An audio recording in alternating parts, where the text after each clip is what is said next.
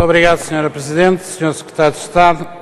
Um dos objetivos deste agendamento tem a ver com o debate sobre o relatório do Governo sobre a participação de Portugal na União Europeia durante o ano 2011. Senhores deputados, que o Governo insista em apresentar a este Parlamento um inventário de lugares comuns, completamente despido de qualquer tipo de análise política ou de avaliação de consequências, já não admira ninguém, Sr. Secretário de Estado. É o papel deste Governo, como foi exatamente este o papel dos governos que o antecederam. É o debate novo de que falava o deputado António Rodrigues, isto é o debate velhíssimo de anos de que, de facto, o deputado António Rodrigues quer transformar em debate novo. Não é possível transformar em debate novo aquilo que é velho de anos, Sr. Deputado António Rodrigues. Agora que, simultaneamente, este relatório governamental suscite, de novo, a apresentação de um projeto de resolução que hoje deu entrada, envolvendo o designado Bloco Central Alargado, completamente laudatório e totalmente acrítico quanto a essa participação, talvez cause alguma surpresa e perplexidade a um observador mais desatento, embora, em nossa opinião, confirme de facto o total acordo do chamado Bloco Central Alargado, não obstante algumas dissonâncias que aqui foram espelhadas hoje pelo Partido Socialista, mas que afinal não são reais, continuam a ser dissonâncias virtuais, como é bom de ver. O problema deste projeto de resolução, não reside apenas no facto do seu texto constituir, no fundamental, uma mera reposição, eu diria mesmo, uma mera repetição do que já dizia o projeto de resolução sobre a participação de Portugal na União Europeia em 2010, que por sua vez repetia e reproduzia os que foram aprovados em anos anteriores.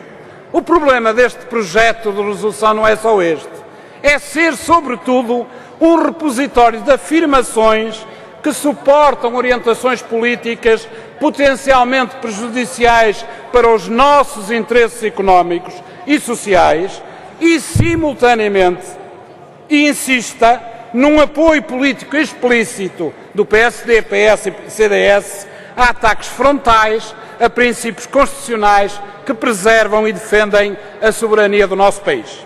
De facto, Sr. Secretário de Estado, Srs. Deputados, Sra. Presidente, como pode o projeto de resolução afirmar a política de coesão da União Europeia num contexto em que as políticas europeias acentuam os privilégios dos mais ricos, discriminam e desprezam os interesses dos países menos desenvolvidos e promovem e impõem políticas de desemprego e de desagregação social? Digam-me, como pode o projeto de resolução, outro exemplo, enaltecer reformas de políticas comuns, em especial na agricultura, quando relativamente aos interesses nacionais, esta reforma em desenvolvimento pode vir a agravar e a reforçar as possibilidades de destruição e de definhamento da capacidade produtiva agrícola em Portugal?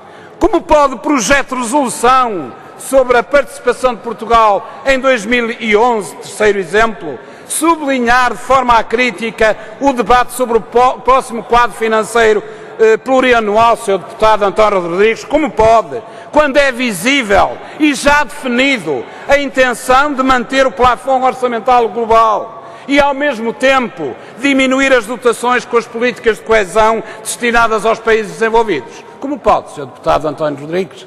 E como pode, finalmente, o projeto de resolução enaltecer o reforço dos mecanismos de governação económica, do semestre europeu e, implicitamente, do Tratado Orçamental, dando assim luz verde à subordinação tutelar de competências nacionais a instâncias comunitárias e organismos supranacionais?